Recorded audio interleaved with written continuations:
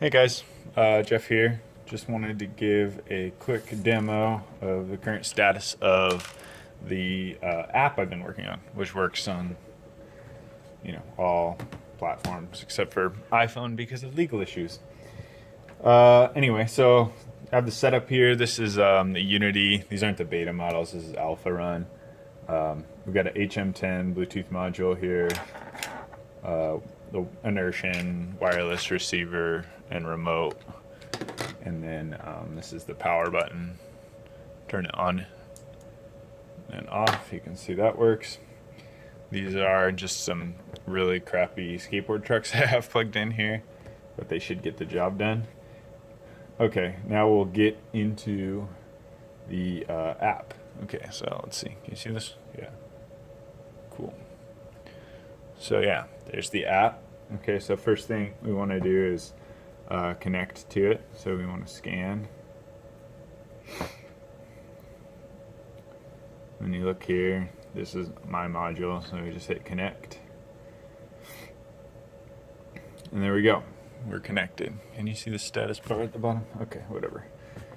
Anyway, we don't have the battery set up yet, so you can see I need to fix this battery gauge a bit, but that's kind of the HUD so far. And here is the new config page. I don't know why it's requesting me to pair. Anyway, okay, so there's the new config page. So you can see each of these is its own drop-down menu. So that's battery settings, motor settings, remote settings. Keep in mind, this text would be larger on your phone. This is quite a large tablet, so it shrinks the text a bit. It's easy to see in real life. On the video, it's a bit weird. Anyway, so you can see these are our current settings, right? So let's go ahead and first set up our battery according to this. So I just have a power supply, but right now it's set to 24 volts. So that's probably what, like a 8S battery, a little bit dead. So we'll pick 8 cells. You can see it automatically sets up the voltage here. You can also pick a custom voltage if you want something different, but there's 8 cells. And then for discharge current, let's turn this way down because I think my power supply can only do like 10 amps. Okay, so we'll set that to 10 and 10. Cool. All right, motor settings now. So we can hide battery settings because we finished those. So the first thing we need to do is just run the, like, so to speak, one-touch calibration. So you just hit start test. It spins the motors. I've demoed this before. Then you just spin each of these a little faster. Okay, and there you go. It's all set up. Okay, now I'm gonna set this to some really low amps because I want to demo the remote in a little bit, and this thing isn't attached to a board, so it's kind of scary. So we're just gonna set this to like 8 amps or something safe, so that when I hit the remote, it just barely does it. Okay. Now you can see this is the remote config page, okay? And there's just a few settings here. Let's hide the motor settings since we did that.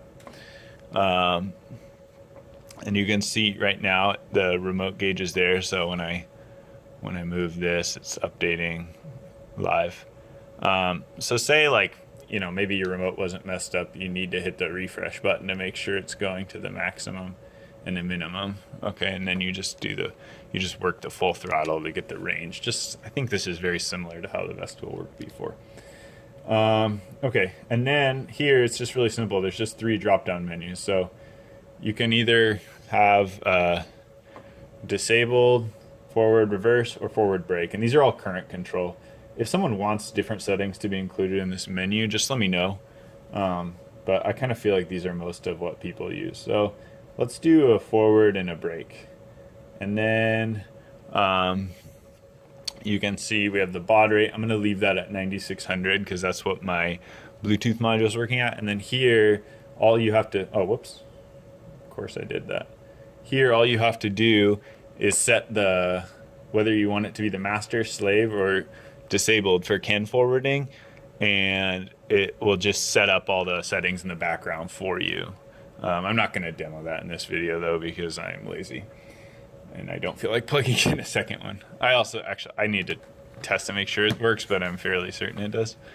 Anyway, so then we do that, right? And then all we have to do, now that we have it all set up and the way we want it, we just hit apply updated config. You can see it's gonna go through, apply those settings, and yeah, hopefully, yeah, so now you can see the battery should be, well, I guess it thinks the battery is very dead because I picked too many cells. So let's say maybe it's more like a success. Yeah, okay. So maybe it's more like a success, 68% battery. Okay, let's see if I can do this without hurting myself.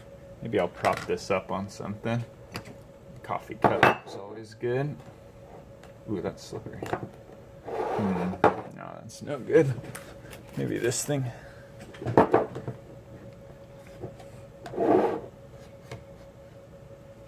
Is that visible at all? Maybe a little. Whatever. Okay, it's on the table. But yeah, you can see we set up the remote, and now it works. And yeah, here. It's not going too crazy, so you can see there's the real-time data.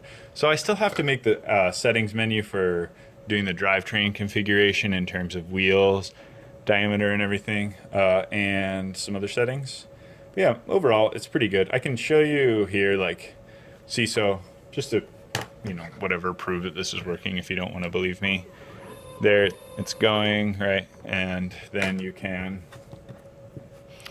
you know, take this and then do forward and reverse instead or something.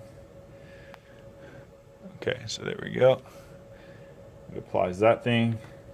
And now instead of forward and brake, it should, it's kind of hard to tell that it's spinning. Okay, so that's forward and that's reverse. Anyway, yeah, so cool. Thanks for watching.